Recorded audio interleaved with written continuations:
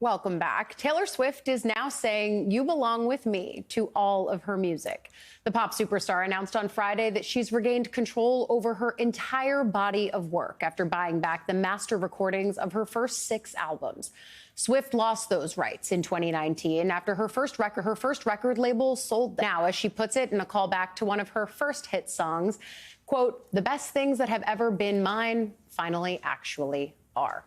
Joining us, anchor for NBC News Now, Savannah Sellers, my fellow Swiftie, Taylor Swift correspondent. I'm going to give you all the titles, but just start us from the beginning here. Share a little bit more of the backstory. Why'd she have to buy these back in the first place? Yeah, Allie, you and Taylor Swift are maybe the only 2 things that could get me here this early, so I'm happy to do it. Thank you for having me to talk about this. Okay, so the backstory here is, as you well know, Allie, the music industry often works like this, where even though you are an artist, it's your own work, it's things that you came up with, your creativity, your handwriting, literally, you might not actually own the rights to those songs. Whatever record deal you are on, which is what happened with Taylor Swift way back when she was just a teenager, means that that deal is what you're locked into. So her songs had been owned completely by somebody else, and this had really unfolded into a drama that went totally mainstream, became part of pop culture, when Scooter Braun, this famed talent agent who sort of discovered people and nurtured the careers of people like Justin Bieber, bought her entire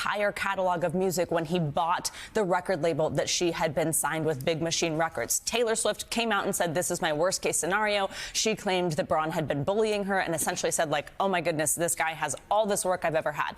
It has been this huge deal for her fans because she did something absolutely remarkable in re-recording her albums, which I'm sure you want to talk about, Ellie.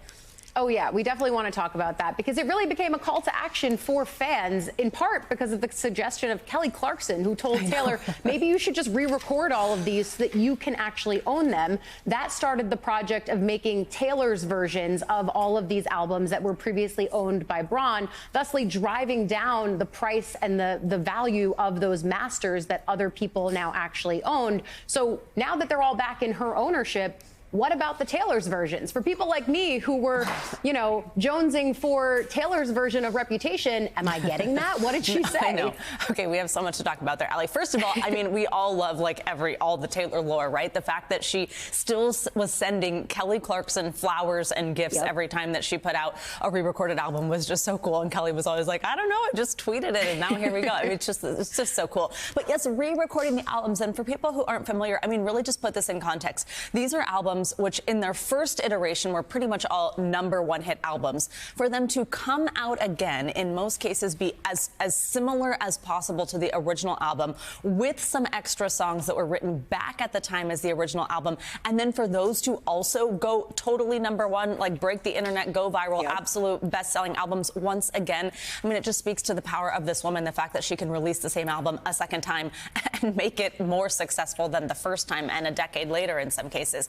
Reputation, Taylor's version, we need it. Allie, I'm going to say this. We are blessed with a platform of national television. I'm going to beg Taylor. She wrote in this thing, if you're interested in it, maybe, okay, yes, we're interested. We're more than interested. We need it, especially because what I just mentioned, they come with these things called vault tracks. It's songs that were written at the time. So sometimes we're getting a new song to us that was written back when Taylor was a teenager, which is just really neat for somebody who's obviously like the greatest songwriter of our generation.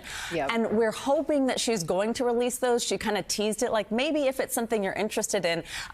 We know now that she actually hasn't even finished recording Reputation, the Taylor's version, which is sort of interesting, but we're waiting on Reputation, Taylor's version, as well as her debut album. And Allie, we at least need the vault tracks. We at least need the vault tracks. Yeah, I mean, if she's looking for Swifties to actually proactively tell her that we want this stuff, I'm glad you and I can finally use our positions on behalf of Swift Nation to say, TikTok this, make this clip go this, viral. TikTok we need this. it. Taylor, we're happy to have you write in for a Way Too Early, Why Are You Awake, if that's your jam. I mean, but we want the on. vault tracks. Yeah, we deserve them. We need the Rep Reputation TV. vault tracks by summer, Allie, because it's like such a summer jam album. Like, we need them. Such a summer jam album. And you know what? We love a deadline. So I think that that's a nice deadline for all of us to work towards. I think Taylor would appreciate it too. Savannah Sellers, thank you for coming on here, explaining it, and then also with that clarion call so we can get the vault tracks that we honestly deserve. I always appreciate it. She thanked us for helping Eras Tour be so successful, so she had all the money so she could buy the masters, so give us the songs. I see it no other way. Thank you, my friend.